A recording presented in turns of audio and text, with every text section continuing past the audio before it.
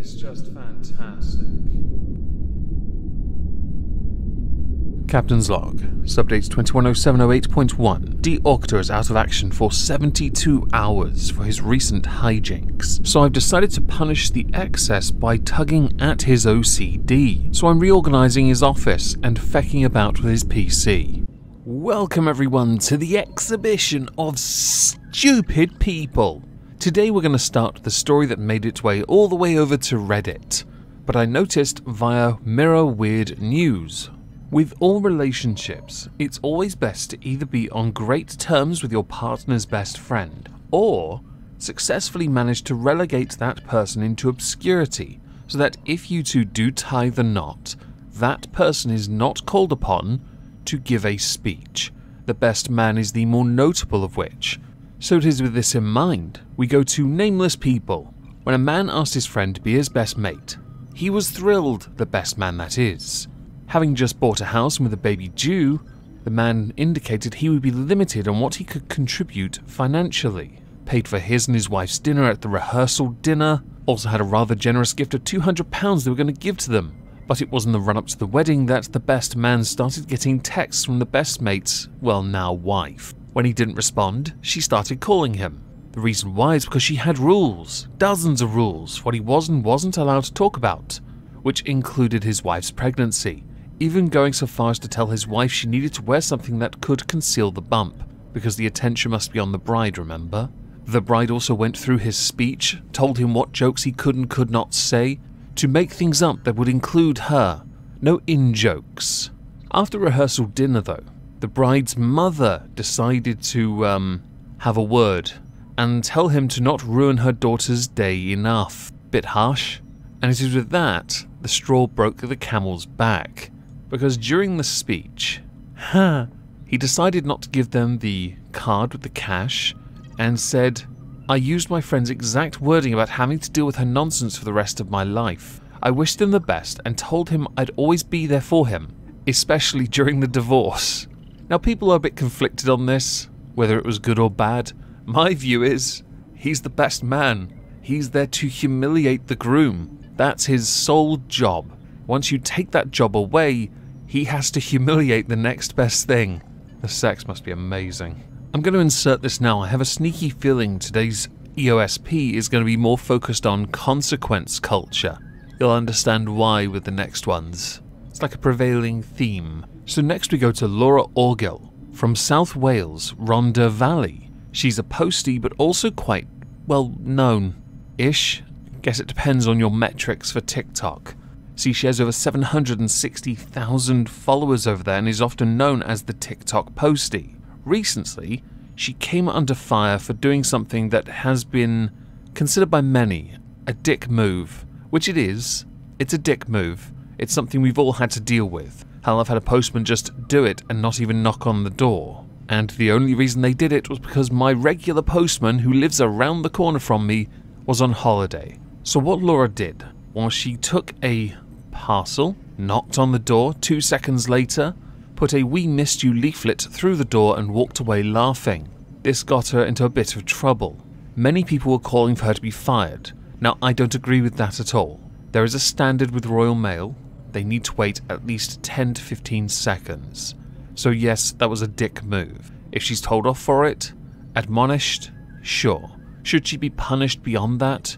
Well, if she's done it more than once, then there is a possible argument to be made that perhaps she needs to have a little sit down, calm down, and do the job properly.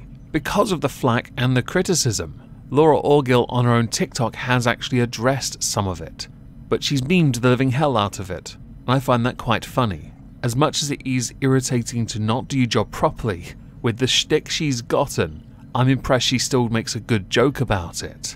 And it is a good joke, so I highly recommend if you want to check her out, you do so.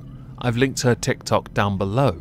So, defund the BBC! Yes, they've cropped up again. They, like Brewdog, like the UK Metropolitan Police, just can't seem to stop screwing up. And this time, it is rumoured to have cost tens of thousands of pounds. I saw this via Twitter. It made me chuckle. It continually further proves the point that they are an utter waste of money. and that they also like to waste money. So what have they done?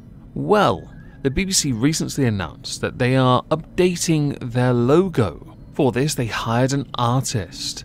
I'm assuming somebody far superior than my own, and I use a few. They're all incredibly talented. I'm also a tad worried. They might see this, and if they see it and see all the hard work that was put into updating the logo, they're going to suddenly decide, let's bankrupt Meg because we can get more money out of him based on the amount of effort we put in compared to the amount of effort the artist for the BBC has put in. The font they used in the new logo is called BBC Wreath, which is a font owned by the BBC, which was created in 2018 and named after the corporation's founder, Lord Wreath. The font was first introduced, and the corporation says, given the size of the estate, implementation of the typeface will be incremental, from on-screen presentation to merchandise and building signage. Over time, Wreath will appear on most all? Okay. BBC media, underpinning and informing the next evolution of our visual identity. So let's have a look at the old logo. Here it is. Pretty bland, don't you think? Here's the new one. Bugger all difference. You may as well have just done it in Comic Sans. This reminded me an awful lot of the artwork done for the London Underground at certain stations. Although at least with those, a bit more effort was put in. Both of these look like they were just squiggled in paint.net. If the rumour is true and it cost tens of thousands of dollars, oh boy, good luck trying to explain updating a logo and it costing that much. As a final point on this topic, defund the BBC! So to our penultimate subject, which is actually an honourable mention because I know if I talk about it for too long, I'll get demonetised. A British man, a 40-year-old British man, becomes a world first to break his penis vertically after hitting it so hard against his partner during sex that he suffered a 3-centimetre fracture. I'm sure everyone, upon hearing this, if you're male especially, is suddenly sitting a bit uncomfortably. He broke it on his partner's perineum during sex. There are a number of thoughts that cross my mind. The fact it took you 6 months to heal answers one of my questions. The others I can't ask in a YouTube video, but I'm almost certain others will do it for me in the comments down below. The article is linked in the description. So to our final subject, and this does tie into the whole consequence culture nonsense. We go to Ollie Robinson. Ollie Robinson is a cricket player who formerly played for Sussex. He's now moved on to Manchester Originals, I think. He's a bowler. Recently he got suspended, and the reason he was suspended is because of some of his old tweets. Tweets that came to light, and they're a bit spicy. They're on the screen now. For obvious reasons, I can't read those out loud. But, people notice these tweets that are a decade old, and they decided now to use it to attack the England bowler, because he also plays internationally, which cost him work, which cost him money. After an investigation from the Cricket Discipline Council, he was handed an 8-match ban, 5 of which are suspended for 2 years for what they called a number of offensive tweets between 2012 and 2014. He was also given a fine of $3,200, which in cricket is a decent amount of money to lose. My view on it is, the only people that should punish for tweets that do break rules would be Twitter, for breach of TOS if ever there was one. People seem to forget the landscape on Twitter then to now. The same applied to people like James Gunn with his rather, well, very spicy jokes. Considering where he sits on the what many call woke spectrum, it is quite amusing. But at the same time, no one should be punished for tweets unless it is by Twitter themselves. And the fact people took this so far and escalated it to the point that he lost work is a very worrying precedent.